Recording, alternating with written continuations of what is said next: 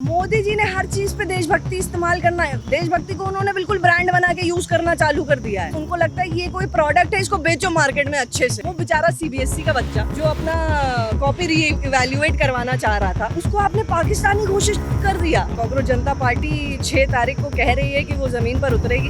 हम सब लोग उसमें भाग लेंगे और बहुत अच्छी बात है कि ये सिर्फ एक ऑनलाइन मूवमेंट बन के ना रह जाए, जमीनी स्तर पर कुछ हो। यूपी ने एड्यूटेस्ट नाम की कंपनी को बैन कर दिया। ये गुजराती कंपनी है, फिर भी इसको नेशनली कॉन्ट्रैक्ट मिलता जा रहा है। बीजेपी ने आज तक तो वैसी ही राजनीति करी है ना कि वो अपने लोगों को बचा कर चलती है। खराब चीज जो ओवर द इयर्स करी है वो ये है कि इन्होंने जितने भी हमारे इंस्टीट्यूशंस है इसमें दीमक छोड़ दिए हैं। नमस्कार, आपने देखना शुरू कर दिया है पब्लिक संपर्क और मैं हूं आपके साथ चंदन प्रताप सिंह। देखिए, जिस तरह से एनटीए पे और सीबीएसई पे लगातार राहुल गांधी सवाल उठा रहे हैं, इन तमाम मुद्दों पे बात करेंगे। 6 तारीख को जिस तरह से कांग्रेस जनता पार्टी इस बार जमीन पे आके संघर्ष करने वाली है, इन तमाम मुद्दों पे लगातार चर्चा हो रहा है सोशल मीडिया पे कि कांग्रेस जनता पार्टी के फॉलोअर्स तो बहुत ज़्यादा है, लेकिन जमीन पे धरातल पे उनके समर्थन में कितने लोग आते हैं, इन तमाम मुद्दों पे बात करेंगे। बहुत बहुत स्वागत है आपका। धन्यवाद। अभी सीबीएसई को जिस तरह से राहुल गांधी जेब कतरा कह रहे हैं, कैसे देखती हैं आप इन्हें? देखिए, सीबीएसई और ये जो नीट का पेपर लीक हुआ, फिर अभी सीयूईटी का पेपर लीक हुआ, ये एक के बाद एक चीज़ें होती चली जा रही हैं और इसकी अकाउंटेबिलिटी हमें कहीं नहीं दिख रही है। हमें कोई भी ऐसा व्यक्ति नहीं दिख रहा है जो धर्मेंद्र प्रधान ने आकर बोला है कि वो इसकी जिम्मेदारी ले रहे हैं, पर जिम्मेदारी लेने के बाद वो क्या कर रहे हैं वो हमें नहीं। आप सिर्फ मौखिक रूप से जिम्मेदारी मत लीजिए ना, उसको एक्शन में बदलिए।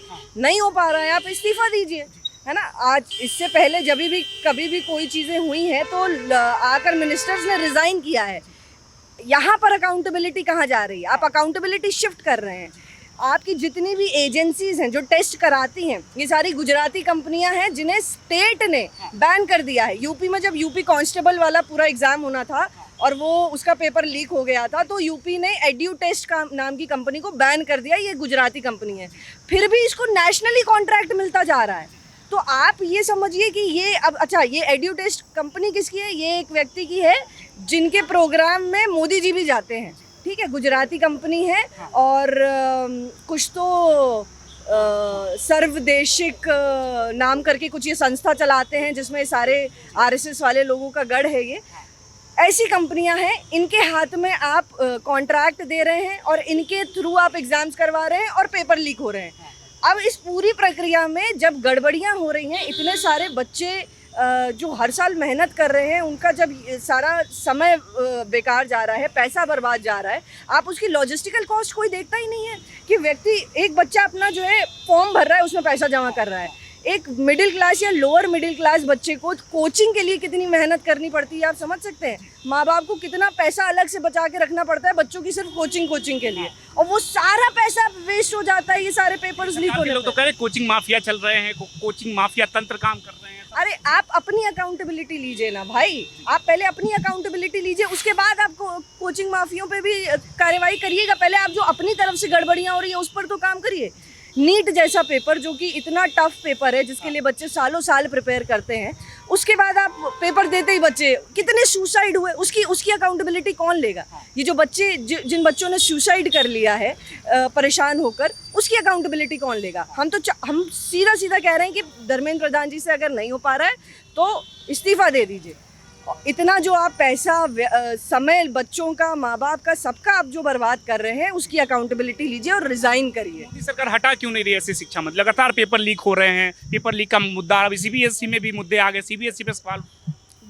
बीजेपी ने आज तक तो वैसी ही राजनीति करी है ना कि वो अपने लोगों को बचा कर चलती है। कोई कितना भी बर्बाद हो, कोई कितना भी किसी ने किसी भी तरीके की कुछ भी चीज़ें करी हो, रेप वाले लोगों को बेल मिल जाती है, टिकट मिल जाता है, लोग चुनाव लड़ लेते हैं इनकी पार्टियों से, और ये सबको संरक्षण देकर रखती है। तो आप अगर देखिए, अभी बीजेपी एक ऐसे गुंडों की पार्टी बन गई है जहाँ पर सारे जितने भी लोग जो भी कर्मकांड करके आते हैं वो सारे बैठ जाते हैं। किसी की कोई अकाउंटेबिलिटी नहीं होती। मोदी जी का हाथ सबके ऊपर रहता है कि कोई बात नहीं, आप भाई कुछ भी करिए, हम आपके साथ हैं, और किसी से कोई इस्तीफा नहीं मांगा। संरक्षण देते हैं मोदी जी, बिल्कुल संरक्षण देते हैं। परीक्षा पे चर्चा करते हैं, पेपर लीक पे चर्चा क्यों नहीं कर पा रहे हैं? मन की बात में इतना लंबा उन्होंने भाषण देकर रखा हुआ है और अब कह रहे हैं कि वायुसेना देखेगा, वायुसेना पेपर पहुंचा के आएगा। वायुसेना के पास कोई काम नहीं है, किस काम के लिए लगाएंगे आप वायुसेना को? जो हम लोग सारा पूरा टैक्स भर रहे हैं, पहले तो आपका एक पूरा का पूरा सिस्टम फेल हो जाता है, जो कि एजुकेशन सिस्टम है। आप समझ रहे हैं आजकल का बच्चा कितना ज़्यादा परेशान है इस चीज़ को लेके, उसको अपना भविष्य नहीं दिखाई दे पा रहा है। ऐसे ये देश बना रहे हैं हम अपने बच्चों के लिए, अपने आने वाली जनरेशंस के लिए, जहाँ पर हम उनको ये नहीं दे पा रहे हैं कि भाई ठीक है, अगर आप इतने सालों तक एक एग्जाम का प्रिपरेशन करोगे तो आप उसमें सफल हो सकते हो, वो पेपर ही लीक हो जाएगा। सिस्टम्स फेल हो रहे हैं यहाँ पर सिर्फ बात करप्शन पर आके नहीं रख जाती है। मोदी सरकार ने एक बहुत ख़राब चीज़ जो ओवर द ईयर्स करी है वो ये है कि इन्होंने जितने भी हमारे इंस्टीट्यूशंस हैं इसमें दीमक छोड़ दिए हैं। समझ रहे हैं? बच्चों को कॉकरोच कह रहे हैं, बच्चों को कॉकरोच, पर उनकी पार्टी में सारे दीमक बैठे हुए हैं जो धीरे धीरे सारे इंस्टीट्यूशंस को खाकर बिल्कुल बर्बाद कर दे रहे हैं, अंदर से खोखला कर दे रहे हैं। आप किसी भी इंस्टीट्यूशन को आज के समय पे हमारे उठा के देख लीजिए, सब में दीमक बैठे हुए हैं उनके, और उनको सबको संरक्षण दिया जाता है, सबको पर्याप्त रिसोर्सेज दिए जाते हैं ऑपरेट करने के लिए, पावर दी जाती है, जिसकी वजह से जितनी सारी चीज़ें आज हो रही हैं और उसकी कोई अकाउंटेबिलिटी नहीं है। सब खुले घूम रहे हैं मजे में। युवा हैं, रोजगार मांग रही है गवर्नमेंट से, बेरोजगार घूम रही है, लग रहा है बेरोजगारों को कह रही है कि ये सब कॉकरोच है, देश में दीमक की तरफ फैल रहे हैं। यही तो दिक्कत है ना। आप जब आपका युवा उठकर आने लगता है, कुछ करने लगता है, तो आप उनको कॉकरोच बोल देते हैं। पर कॉकरोचों के बारे में एक अच्छी बात यह है कि कॉकरोच सर्वाइव कर जाते हैं। कॉकरोच कहीं पर भी जल्दी मरते नहीं है। जब वर्ल्ड वॉर्स भी हुए थे तो कॉकरोच बच गए थे। तो ठीक है, कभी जमीन पर आकर संघर्ष करने की आंदोलन होने वाले हैं। बिल्कुल बिल्कुल। कॉकरोच जनता पार्टी 6 तारीख को कह रही है कि वो ज़मीन पर उतरेगी। हम सब लोग उसमें भाग लेंगे, और बहुत अच्छी बात है कि ये सिर्फ एक ऑनलाइन मूवमेंट बन के ना रह जाए, ज़मीनी स्तर पर कुछ हो। सोनम वांगचुक जी ने बोला हुआ है कि वो ज्वाइन करेंगे 6 तारीख को, और ये एक आक्रोश है जो बहुत ज़रूरी था, क्योंकि पॉलिटिकल पार्टीज़ सिर्फ ये कह सकती हैं कि हम आपकी लड़ाइयाँ लड़ेंगे, लेकिन एक समय पर जब चीज़ें सर से पानी ऊपर चला जाए तो मुझे लगता है जनता को उतर जाना चाहिए सड़कों पर। भाजपा डर गई है कॉकरोच जनता पार्टी से, क्योंकि जितने फॉलोअर सोशल मीडिया पे है, इतने लोग अगर जमीन पे उतर जाए तो फिर सरकार के खिलाफ तो बगावत हो जाएगी। देखिए, सरकार के पास बहुत सारे अभी इंस्टीट्यूशंस हैं जिनसे वो उसे रोकने का और दबाने का भरपूर प्रयास करेगी। 6 तारीख को भी मुझे लग रहा है अगर इन लोगों ने ये कर दिया है तो जो सुरक्षा वहाँ पर होगी, पुलिस बल होंगे, वो बहुत ज़्यादा रोकने की और दबाने की इस मूवमेंट को कोशिश करेंगे।